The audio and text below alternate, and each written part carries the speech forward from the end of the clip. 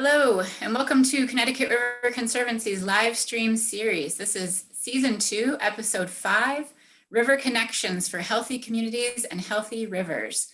My name is Angela Chafee. I'm the Communications Director here at CRC.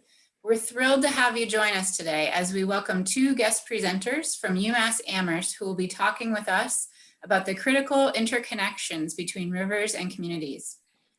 As you may know, LiveStream is our virtual venue for bringing our work and rivers to you. And we have episodes planned through the end of June. You can learn more about the upcoming sessions and you can view recordings of past episodes at ctriver.org/livestream. Don't worry about writing that down.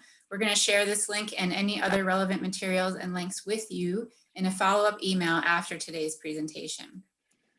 Just a few quick details before we move on to today's presentation. We welcome and encourage your questions, and we ask that you use the chat box at the bottom of your screen, and we'll do our best to answer as many questions as we have time for at the end of the program. And we are recording this presentation for later access. It's going to be posted on our live stream website and YouTube channels within about 24 hours. So for today's presentation, rivers interact with our lives in lots of ways: floods, recreation, wildlife, and so much more. The health of rivers is also connected to our own well-being in many ways. Christine Hatch will start off the presentation sharing how communities can connect with and nurture rivers while also keeping our critical infrastructure out of harm's way. Christine is Research Extension Liaison for the Center for Agriculture and Food and the Environment, as well as Extension Associate Professor of Water Resources and Climate Change in the Department of Geosciences at the University of Massachusetts Amherst. She is a leader of the River Smart Communities Project, supporting ecologically restorative flood prevention and remediation in New England. Then we'll turn to Brian Yellen, one of the founding members of the Fort River Watershed Association and UMass professor. Brian will share with us a model for how local residents are working together to connect with and protect the Fort River when it was threatened by development. Fun fact, the Fort River is the longest free-flowing, undammed tributary of the Connecticut River in Massachusetts. Brian is research professor in the Department of Geosciences at the University of Massachusetts Amherst, specializing in water resources and coastal processes. With support of community members in 2019, Christine and Brian helped to start the Fort River Watershed Association, which is an affiliate partner organization of CRC. Welcome, Christine and Brian. Thanks for joining us today. And with this, I'll turn it over to you, Christine. Great. Thank you so much, Angie, for the warm introduction. And thanks everybody for joining us today. So Brian and I would like to start big and then narrow down and move small. And we're going to talk about river connections and how that can lead to us having healthy communities and healthy rivers. These are some LiDAR images that Brian drafted, and you can ask him later how he did this because I think they're absolutely beautiful. But these are two different shots of the Fort River. And what they really give you a sense of is how the river is connected to itself longitudinally, but also how the floodplains connect to it as you move down the river. So starting in 2011, which it's been 10 years now, we learned a lot when we were really taken aback by the impacts from Hurricane Irene, which hit really hard in the Deerfield River watershed. And we started to think a lot about river processes at that time and what we can learn from these really large river floods about how to interact with rivers in a way that's both healthy and sustainable for the river as well as for our communities that live alongside. So among the lessons that we learned, we started to see that the sediment in the river can move quite a lot, and rivers move. So this is starting up at the Cold River along Route 2. And we had some really large landslides up there where this one's 900 feet long, 700 feet long, 620 feet long, and this knocked out Route 2 for 6 months or so while they were repairing the damage that occurred there. And it was at least another year before this road in Blackbrook was repaired. And what sediment comes from there in large storms from the uplands, and then it moves down through the watershed. So this is the place where the Deerfield hooks north and connects back into the Connecticut River. But before doing so, it spilled out over its floodplain and deposited huge amounts of sediment across these farms, and also eroded off a lot of the topsoil right during harvest time, for those who recall that event. This is Route 91 going north-south up through here. And then finally, all that sediment will make it out to sea. So these are really large-scale processes that happen in our river systems. But why is it, you might ask, that this river in that same storm didn't seem to pull as much sediment? So some of the things that we learned from storms like this is that a river flood isn't simply like water rising in a bathtub. It's a lot more than inundation. There's a lot of sediment and movement of other things that happen during river floods. Rivers carry a lot more than just water. So they'll carry water, but they also carry sediment and debris and whatever else might not be tied down that the water is, and the particular flood is strong enough to carry and transport. And then finally, when a river is disconnected from its floodplain and can't access the space it needs to spread out and slow down and infiltrate water out into its floodplain, instead, it will direct that force and damage downstream, and it will break through any kind of obstacle that it might need, given the energy that it has to reach its floodplain. So this is an example from Vermont, where the river cut right back through Route 100 on its way, meandering back towards its floodplain. And so if our human infrastructure happens to be in the way, or we've used that infrastructure to hem in the river too tightly, then we're headed for a path of disaster. So we know that rivers move over time. We knew they move sediment, they move the riverbanks, and even the channels can move over time. And that those processes of erosion and deposition are often more costly than the rising water itself. And I just want to give a shout out here to Andy Fisk and some early conversations with Eve Vogel that really started off this RiverSmart project right after Hurricane Irene. So in 2016, we released a report that was that answered this question as what shifts in federal and state policies and programs could most help New England communities to become more resilient to river floods like Hurricane Irene that we saw. And here's a picture of the report here, and we'll share a link to where you can find that after the talk. And so what we did was we started out by defining what it means to be river smart. And that means to manage riverside landscapes, as well as our own actions and expectations, so that people and communities are more resilient to river floods. Specifically, we wanted to reduce flood severity, flood damage, and flood costs by understanding and accommodating the natural dynamics of rivers and river floods.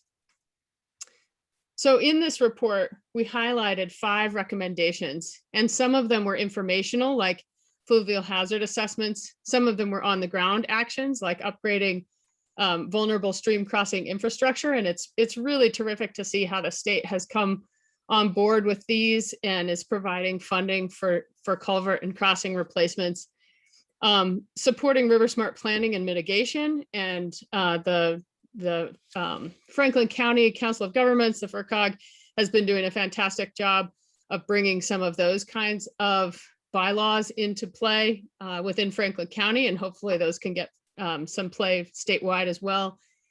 And then the final 2 were on outreach and coordination, including training on river dynamics and river smart practice, as well as designating, recognizing, and supporting river smart regional intermediaries. And I would list the FRCOG again as one of those intermediaries that's been doing some great work. And I'm going to focus now on some of the training on river dynamics that we've been doing.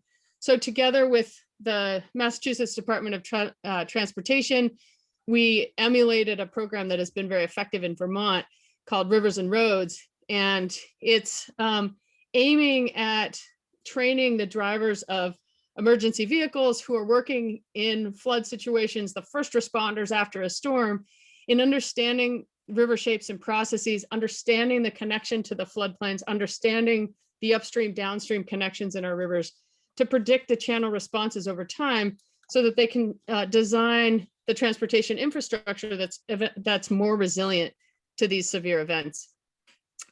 So there's an online portion of the training, there's a classroom portion of the training, and then there's stream table, real scenarios in part of the training, and then there's some field trips out to specific field sites. So this was a demo project that we did in Hadley, but these trainings have now been given all over the state. I think, I don't know how many people they've trained now. I think we're up in the thousands. It's really terrific to see this really transporting. And so we can look at real world scenarios. So you can say, all right, what would happen if I straightened a channel like you see in the photo on the upper right? Well, in the stream table, I can make that whole process and the evolution happen much more quickly. And you can see the connection between what happens upstream and what happens downstream, where all of these houses and buildings are washed out over time, because we speed up the process on that stream table. And each minute on the stream table represents about 2 years in real time. And so here I just want to point out that a messy river is a healthy river, and I'll explain what I mean by that. So I'll show you a little simulation that we run here. So first, we started to look at the natural stream channel and just what happens if we let the water carve a channel itself. So I'm putting in some toothpicks there, and you can see how the meanders kind of cover the entire area as they go back and forth over time. And so for each minute on the stream table, that's 2 years worth of stream evolution. So it really gives a speeded up version of what would happen in real life. So in this scenario, I asked the participants to then add some materials that were more natural for a stream system so that they could see what would happen if you had some logs in the channel and some vegetation and some trees and sticks and rocks. And what happens is, even if we have variability in flow and we have some storm events, they're really more contained within the stream system itself, because all of those materials slow down the flow, they let it pool out onto the floodplains, and they provide a healthy and connected floodplain as well as a healthy river ecosystem. But they also would prevent disastrous flooding consequences that would harm our human infrastructure, and that would keep our communities safe as well. And so we've also been thinking about ways to map this on a larger scale and connecting all of that space that a river needs and what's defined in that space. So some of the work that we've been doing, we try to incorporate the area accommodated by landsliding. So we don't want our roads where that's going to occur. Channel migration. So if you have soft sediment from an incised channel that might cut under a structure, we want to give plenty of room for that to happen. And then, of course, the typical flood inundation that we associate with river floods. And then we also added ecological processes and wetlands. And then all of that comes together into this big area that we'd like to set aside to keep our communities safe, as well as our river corridors healthy. And that's how I connect to the river. And with that, I'm going to pass the baton over to Brian to go local.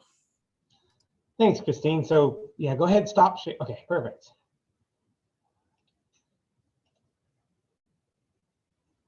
All right. All right, while I'm getting set up, I have a question for everyone I'd like you to put in the chat. First off, Christine, maybe you can tell me, are you looking at my notes page or the slide? I see the slide. Great, okay. All right, I cannot see the chat while I'm presenting, but I would like folks in the chat to type what watershed they live in, but don't hit enter yet. Just type what watershed you live in. Don't hit enter. All right, hopefully folks have had a chance to type what watershed they live in without hitting enter. Now put a little hyphen or a dash and tell us what water it ultimately empties into. So what larger body of water does your stream enter into? So for instance, for me, I live in the Fort River watershed and it empties into the Connecticut River. So I would type Fort River, Connecticut River. So go ahead and type that into the chat box. Let me see if I can see them. Can I find the chat box? Yes, I see it. That is awesome. All right.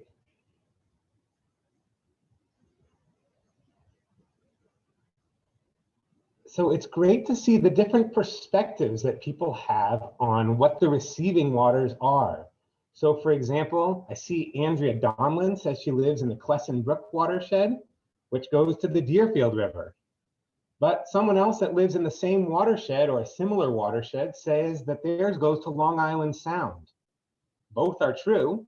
And what I'd like to point out is that watersheds are all nested, right? We all live on our own little watershed, which empties into a larger watershed, which empties into a larger watershed, and depending on which watershed we're talking about, ultimately, of course, ends up in the ocean, or maybe in a little closed basin like the Dead Sea or the Caspian Sea. But most of us live in places that drain to the ocean. And what I'd like to transition now is Christine talked about how as we move downstream along rivers and as we move across floodplains, everything is connected. What we do one place impacts another place. If we straighten the river channel upstream, there's going to be increased erosion downstream because of all that stream power that we're keeping in the channel. And so we're going to transition now to connections between organizations. And I'd like to talk a little bit about the Fort River Watershed Association and how we benefited from connections with our larger, our nested watershed. So we're inside the Connecticut River watershed. And by collaborating with our sort of mother watershed, or the watershed in which we're nested, we've been able to reap a lot of benefits, and I think have a lot more impact as a small group. My hope is that there are other folks who are part of smaller groups, and this will inspire folks to think about how to better collaborate within and across watersheds with groups that might be natural partners. So a little bit about the Fort River watershed. Sorry, I think I started off with the opening slide again. Let me just get to Christine's transition to me. All right, hopefully you can see the slide of the Fort River watershed. So this is about a 50 square mile watershed right in the middle of the Connecticut River. You can see the Connecticut River watershed here in the left portion of the panel. And so we're sort of right in the middle of the Connecticut River watershed. As Angie mentioned at the beginning, it's the longest free-flowing tributary of the Connecticut in the state of Massachusetts. And as a result, we have really robust populations of sea migrating fishes. And our mission as a group is sort of a standard watershed mission. It's to protect and improve the ecology of the river, as well as its tributaries and the watershed lands for today, as well as for future generations. And our approach is to do it through advocacy, expanding recreational opportunities, conducting research, and educating the public, ultimately to ensure that people from all walks of life celebrate and appreciate the beauty of this important waterway. And so we're trying to be intentionally inclusive from the beginning with our mission, and I'm guessing there are other watershed groups who are wrestling with how to make their group more inclusive and bring in all members of their community. So any questions about that toward the end, I definitely would welcome discussion on that. What else did I want to say? I think that's it. And so I'll just sort of walk you through the watershed and give you an idea of what it looks like, as well as some of the pressing issues that we're facing. And again, I want to sort of emphasize the ways that we've been able to benefit from partnership with Connecticut River Conservancy. So first off, there's lots of recreation available in the watershed. A lot of the river is sort of hidden from view as it runs through agricultural fields, but in the places where it is accessible, it's really beloved and well used. So some examples of that are the Emily Dickinson Trail, which is a beautiful, roughly 1 mile long trail along the river in the center of Amherst. There's a great conservation area in the headwaters called Amethyst Brook that's probably used by upwards of 200 or 300 dog walkers every day. And then in the lower reaches of the river, the Fish and Wildlife Service has a large parcel where they have a mile-long accessible walking trail. It's really an amazing opportunity there to see a floodplain forest but from the safe elevation of this beautiful walkway that they built without wading through the stinging nettles and poison ivy that are endemic to floodplains in New England. So if you've never seen a floodplain, I highly recommend checking out the Fort River Trail in Hadley. In addition to sort of passive recreation, there's lots of people that get in the river. Of course, fishing is very popular. There's both holdover as well as stocked trout throughout the watershed. And this is a picture right in the middle of the town of Amherst, taken from a state highway, believe it or not. This is State Highway 116. I'm standing on the bridge looking down. So very accessible recreation.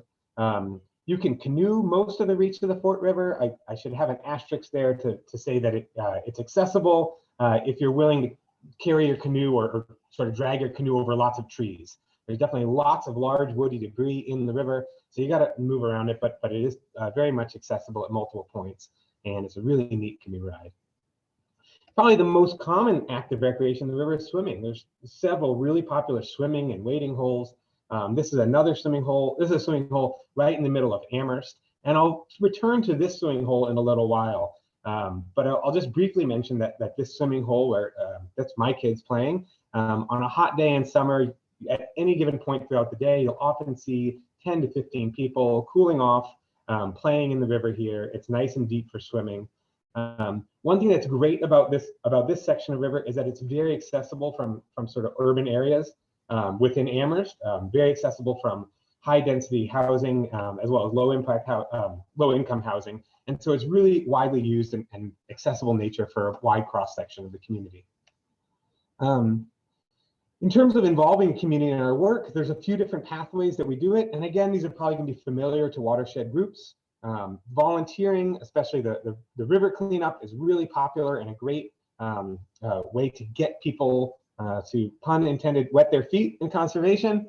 Community science and water sampling has been a really important part of our data collection, as well as advocacy when urgent issues arise, being there as a voice for the river and a voice for the natural lands in the river.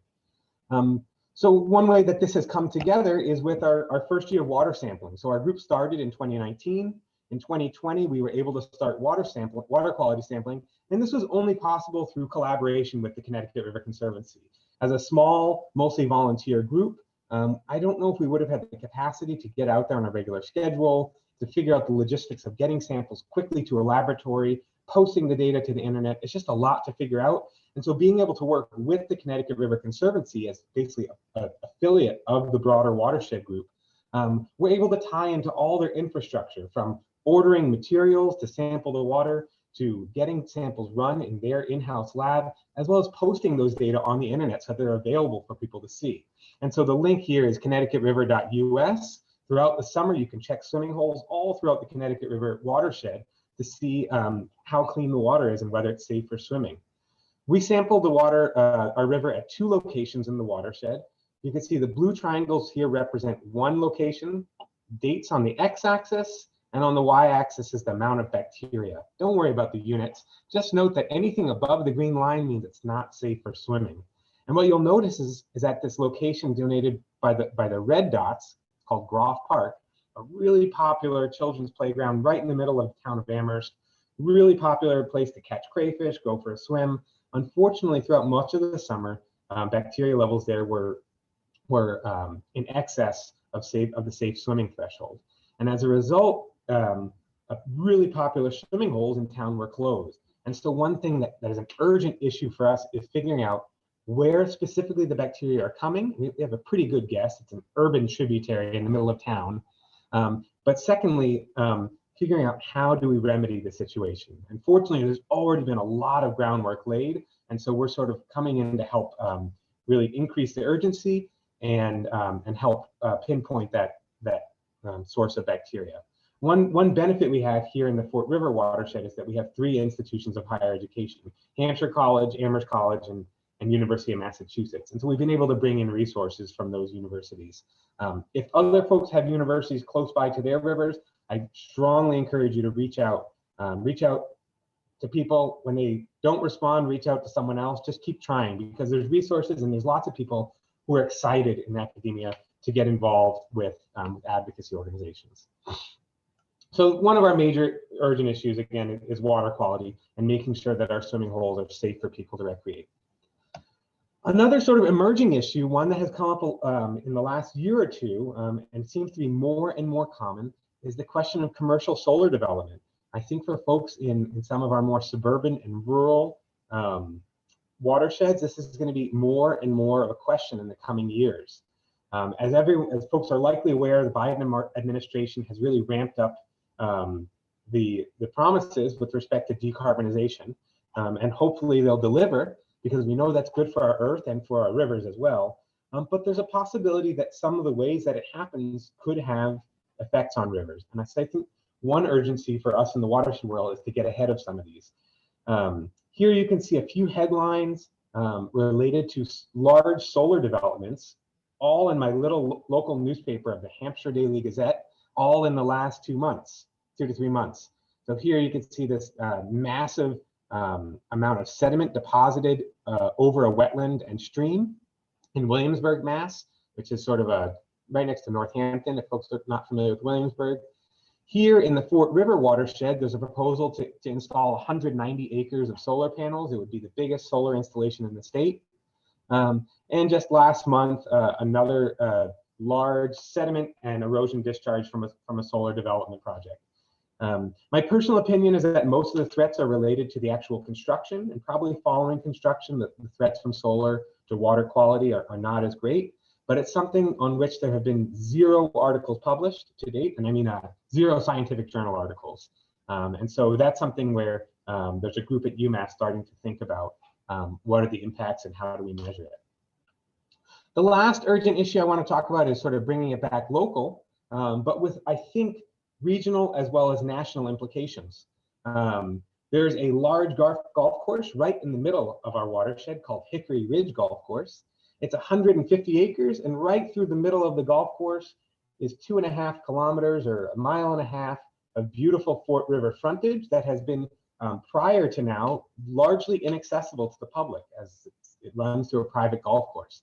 However, this golf course is closing due to demographic changes. Golf is less exciting and less popular throughout the country, as well as due to climate change. Because you can see this is a meandering river. It flows through a former floodplain of the Fort River, and as a result, the course is often closed due to flooding, becoming more and more common due to the wetter climate here in New England. While this it presents exciting opportunities. There's, again, this portion of the river is in very close proximity to the largest concentration of low-income housing in the town of Amherst.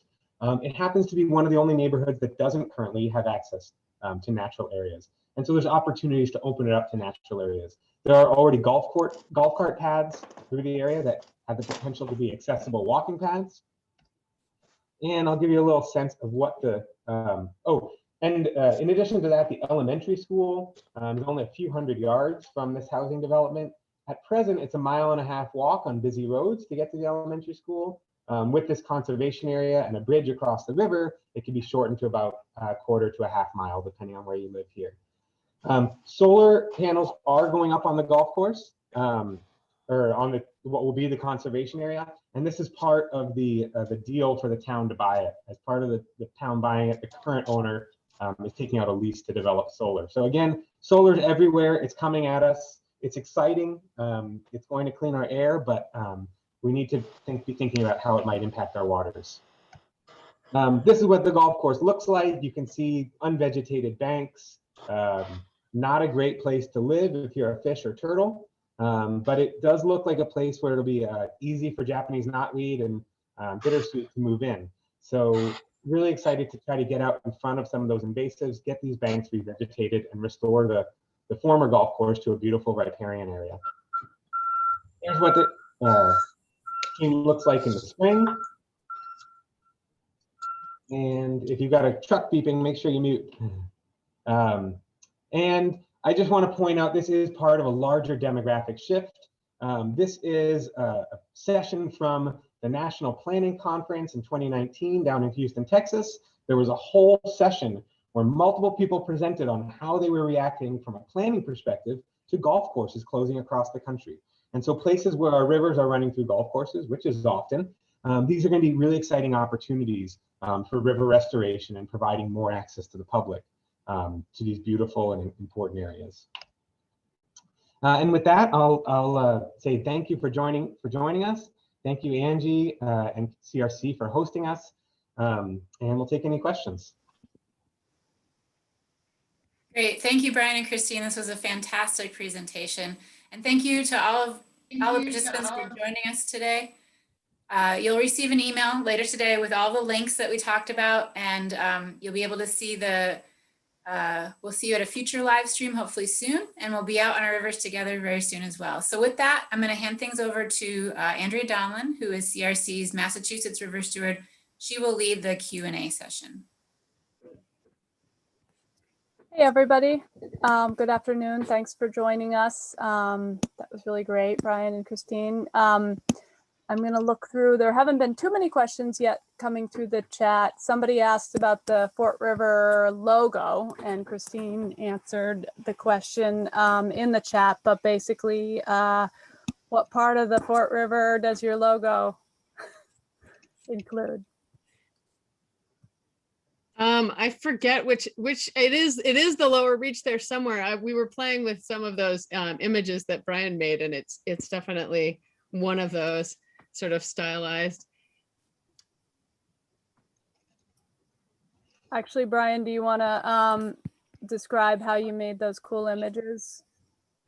Sure, I'd be happy to. So those images are a very detailed, high resolution topography data set called LiDAR. And I never remember what LiDAR stands for. I think it's light Detection imaging, and ranging. Light detection and ranging. Doesn't really matter. A plane flies over an area, it shoots lasers down, lasers bounce up to the plane, and they get this really detailed picture of the contours of the land. And those data are made available to much of the country at this point, almost everywhere in New England and definitely everywhere in Massachusetts. And you can plot the data in a program, in various GIS programs. There's a free GIS program called QGIS, and so you can plot the data in QGIS. And this is showing the image twice overlaid on top of each other. One is called a hillshade, which is like if the sun is shining at an angle on a area of land, it's imagining where the shadows would be. And the other one is the actual topography, with the lighter colors corresponding to lower elevations and the darker blues corresponding to higher elevations. Cool. So Eric Hutchins asked if are the solar panels, and I'm not sure whether he means the ones from the golf course or somewhere else, being installed outside the 100-year floodplain or within the 100-year floodplain. Great, yeah. So the solar panels are covering basically everywhere where they were allowed to build solar panels. It's 25 acres out of 150 acres, and it will be in the uplands. So it's not going to be in the floodplains. Because they had to enhance some of the stream crossings, so there were existing cart paths that they're going to be using to access them across the river.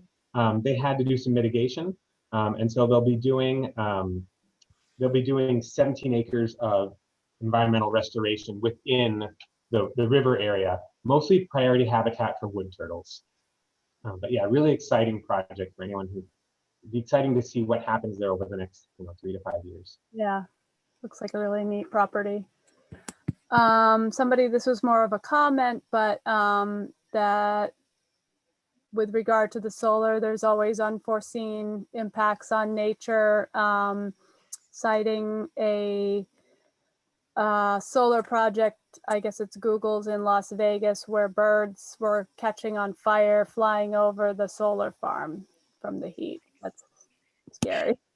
There was, Yeah. in our area, there was some really nice, thoughtful bylaws that went through a number of towns where they were really specifically thinking about the impacts of various solar developments. And I think it makes a lot of sense for towns to look at those and then approve solar projects in their towns that make sense, as opposed to just approving every single one. I live in Belchertown, and the debate was very interesting because, I think initially people thought, well, solar is good, right? Let's just approve all the solar projects, but there are impacts. So I think it's worth thinking about. Yeah, I think that's become, more and more a topic of discussion lately, that I've also been paying attention to.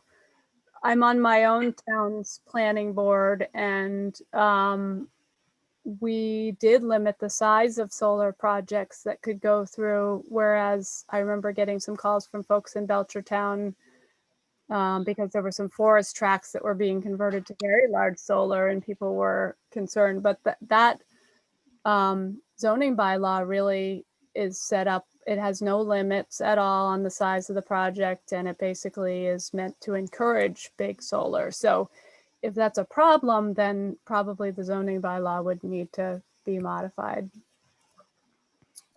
We could go on and on about various solar things, but somebody. So Andrew, can I tag on to that with the zoning bylaw? So I had a private question asking about going from the scale of maybe town or regional zoning bylaws, but all the way out to state and federal regulations with regards to rivers and floods and erosion.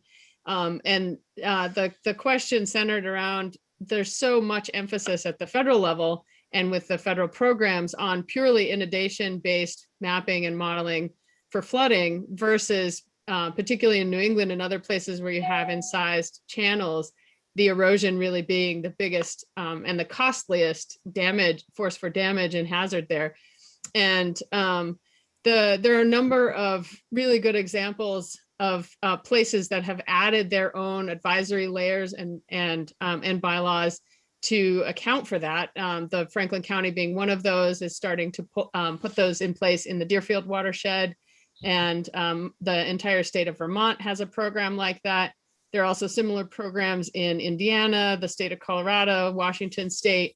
And so those are working through the system, but it is a problem when the federal system for reimbursement and protection from flood damage isn't taking into account the erosion. So it's been an uphill battle, but I think there's been really good progress coming from the Association of Floodplain Managers on that score, where they're really trying to share knowledge across state lines and through different programs. For our region, I think it would make a lot of sense for there to be a kind of Northeast state collaborative or whatever, whereby we have similar standards and regulations across state lines, because our states aren't so huge and a lot of the watersheds span across state lines. So that's my pitch on that. Yeah, thanks. Another question from Joy Vanderleck was, how do we get our small town government to become interested in our river? So yeah, that's a big question. I don't know if either one of you want to take a stab at it. I don't know. Come on, Brian, you're a one-person dynamo, do it. It's a great question. And I would say in the Fort River watershed, we span 5 towns, and there've been very disparate responses to our organizing around rivers across those 5 towns.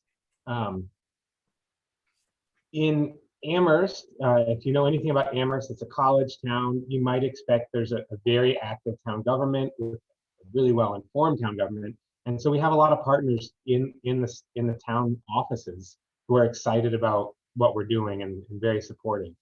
And it's been frankly more difficult in towns that are not as active in conservation. One thing we've done is just to have general interest meetings. So, in the pre-COVID times, get some snacks, rent a room, and invite everyone and sort of get the word out as much as we could. Do you want to learn about this? Come learn about this. So that, the general interest meeting, I thought was something that sort of helped us launch.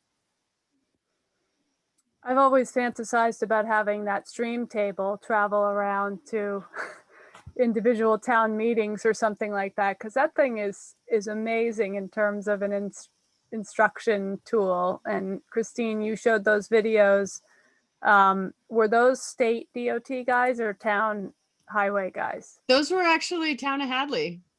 Oh, okay. In that particular photo, but usually we've had both state and town DPWs at those workshops across the board. And I just love watching those guys interact with the stream table, because they, they know what it looks like at a moment in time, and to have it evolve and have them go, oh, if I put this rock at the side of the river, I'm going to get this huge hole eroding right behind it. Maybe I won't put that rock there. And they get it immediately. It's so cool. Yeah. And I'm happy to take it, as soon as we're allowed to like touch stuff and be in the same place. Again, I'm happy to bring it wherever you want it, because it's a ton of fun. And I think someone also mentioned that it's really hard to represent those erosional processes even in the stream table, but we can set up little rocks to represent some of our ledge rock that the rivers go over. We could set up some foil on the bottom, and so you can see what happens when you start to go over a waterfall and what happens at the downstream end. And we can do all kinds of fun stuff. So let me know, and I'm happy to bring it to your town meeting. Cool. Thanks. Sue asked, how do we get involved with the Hickory Ridge development? Great question. For folks who are local to the Fort River Watershed, just send me an email. It's fortriverwatershed@gmail.com. I'll put it in the chat as well. You can also visit fortriver.org and fill out our volunteer form. We'd love to have more involvement from folks. Great. And then Sue had another question: where can we get watershed maps? I'm not sure which watershed, whether it was the fort or Connecticut River or any other maps, but there's a lot of different places where watershed maps live. The Connecticut River Conservancy has maps on our in our website store. So those are for the main stem Connecticut River. But tributaries, there is a Deerfield River map that can be picked up, I think, at our office. I don't know, Brian, if somebody wanted to see a Fort River map or any other of these tributaries, do you have any places to go? I mean, one recommendation I have for folks, if you ever want to see a map of the watershed, the USGS Stream Stats app. I'll just type it in the USGS Stream Stats. You click on any stream. It could be a teeny little dinky stream in your yard, or it could be the Mississippi River, and it'll draw the whole watershed for you on the map. And you can also download a report that'll tell you what's in that watershed. How much is urban land? How much is farmland? How big a flood should you expect? It's a really slick resource. So that's called USGS Stream Stats.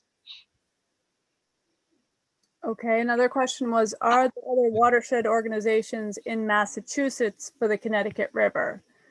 There are tributary organizations for Deerfield, Millers, Westfield, and Chicopee.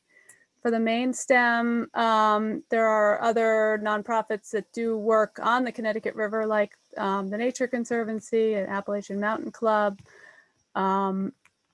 And then there's a statewide Massachusetts Rivers Alliance that does really great work at the state level. It's not focused specifically on the Connecticut River, but let's see. Bill McDavid was asking a question specifically for Christine. With respect to the main stem Connecticut River, what type of floodplain connectivity projects would make sense? Levee setbacks, property buyouts, road realignments, side channel creation, something else? Great question. Yeah, that's an excellent question. I think it's hard to know from place to place, but it would definitely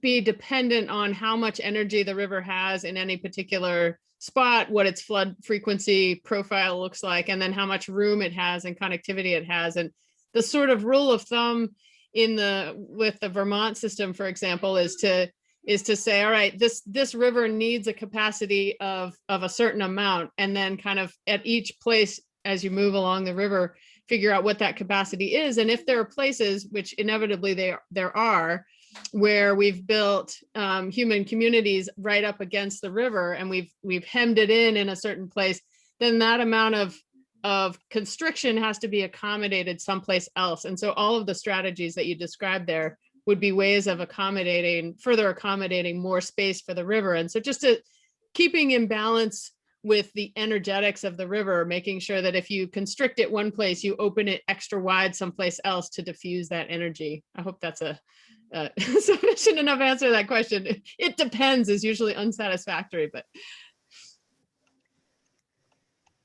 Another question is, let's see, there were some questions about organizations in Hartford. Those did get answered in the chat. From Richard, can you tell us what the impact has been of the new federal stormwater management rules? I think this refers to the newer version of the Phase 2 MS4 NIPD's permits, but I'm not sure. These are for smaller towns and cities, urbanized areas, and it went into effect a couple of years ago. There's more requirements in terms of monitoring stormwater outflows for communities. I don't know exactly what the impact has been yet.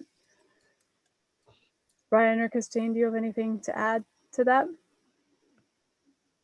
I think you're better positioned to answer it, actually, as our river steward. Yep. Each community does have to report to EPA once a year, and those are usually posted on the Region 1 webpage.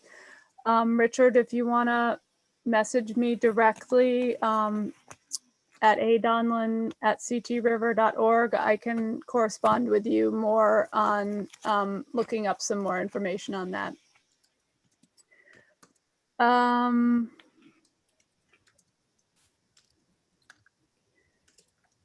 Sue asked, she said she worked in DC on EPA water policy several years ago. Clean sediment protocols were being developed under the TMDL program. What's the status of developing water quality standards?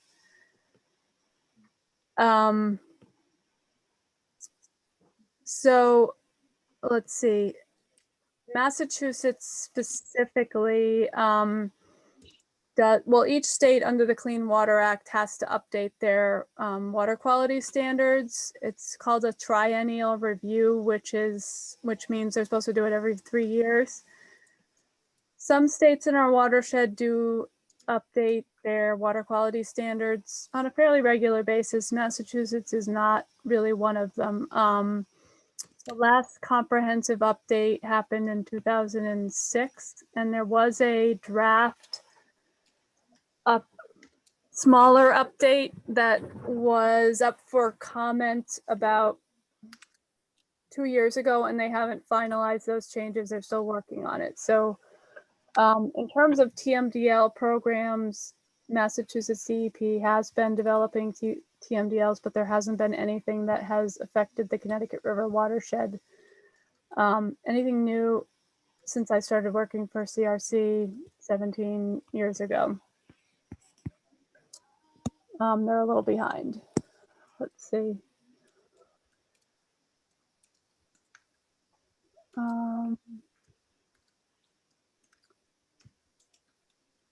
Again, another question about water quality standards for sediments. That hasn't been moving forward. There is, total suspended solids water quality standard in Massachusetts and most other states. Let's see. Eric Hutchins writes, might it be time for a Fort River Watershed Restoration Plan? Identify all the locations where you have the opportunity to restore connectivity or habitat restoration, lay it all out on a map and start chipping away. Brian, is that report available on our website? That's fun. So yeah, Eric, thanks so much for that comment. And we did actually, that was one of the first things we did in 2020, or starting in 2019. We worked with the Conway School of Landscape Design and Planning to do a watershed-wide assessment. And we have that home inspection report Sort of like when you buy a home and you start chipping away at projects on the weekends. And yeah, we've been, again, collaborating with CRC on grants to start chipping away at some of the opportunities or problems in the watershed, but definitely thinking of them as opportunities for places to restore.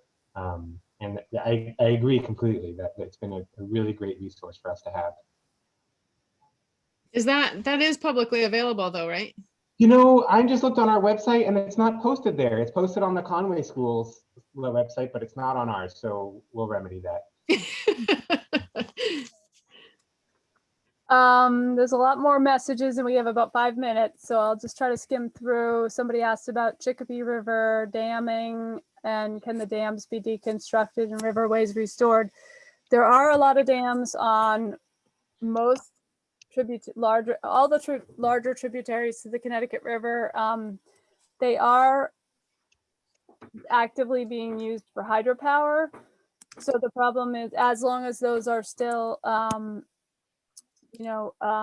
economically viable, I don't think they're coming out anytime soon. But we have been working, many partners have been working on getting rid of dams that don't serve a purpose, that aren't being used for anything. So that is where most of our focus has been.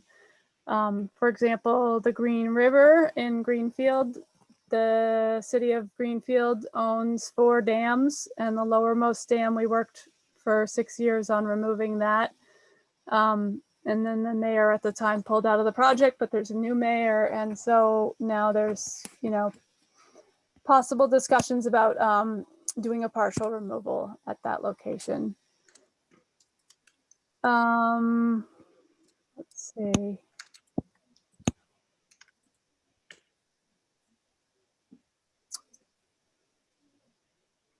Maybe there aren't, let's see. There was a question about water quality standards for sediments. Yeah, so if Sue wants to correspond directly with me, I can send her the exact citation of what the water quality standards in Massachusetts are. There is a total suspended sediments standard, and all wastewater treatment plants have to meet a certain limit of discharge. So I think I don't know if it's numeric. Well, the wastewater treatment plant limit is numeric, but the other standard is, I think, a qualitative one, not quantitative.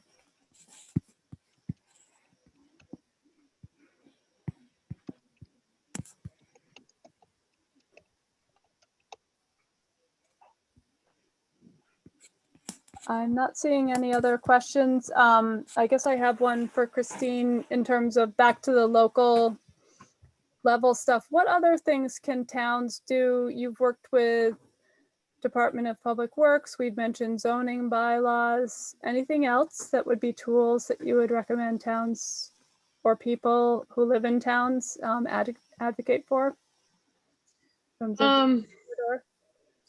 I think at the state level, the Municipal Vulnerability Preparedness Program is a really great program for towns.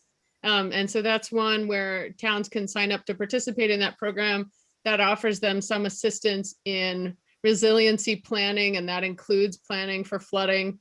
And once you're an MVP community, you then have access to some of these grant programs for crossing replacements.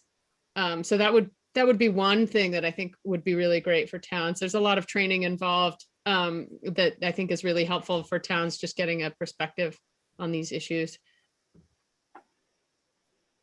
Yeah, thanks. I know there are some towns, I think West Hampton or Southampton is going through that right now, and Northfield, a bunch of towns already have it. So yes, it's a great source of funding for projects. And particularly for some of the smaller towns that just don't have the resources or the size for their select board, or they're purely volunteer, those things can be really challenging. And so having one of these, like if you're able to have a regional intermediary like the Franklin County of Governments, that can be very helpful to streamline some of that process for you. And if you don't have it, I think MVP is a really good way to go. Yeah. I saw a question about bacteria levels in research. Is that Do you want to read it out? I'm not seeing it. just who does the research and who does the sampling for swimming holes and bacteria? That's town by town, isn't it? Well, at official swimming areas, towns do, the boards of health do some sort of weekly sampling, but along the Connecticut River or the Fort River, it's just a volunteer-driven effort. CRC has a bunch of sites along the main stem and on the Mill River in Northampton. Brian, you guys did 2 sites last year. Those are all posted on our website, ctriver.org, and then Is It Clean? You can search by state, town, or water body. We had gotten some funding for the lab analysis side of that project, but this year our application did not get funding. So hopefully we'll continue to sample these, but if anybody really likes the program and wants to donate money to sponsor a site or just the program in general, we'd always welcome that.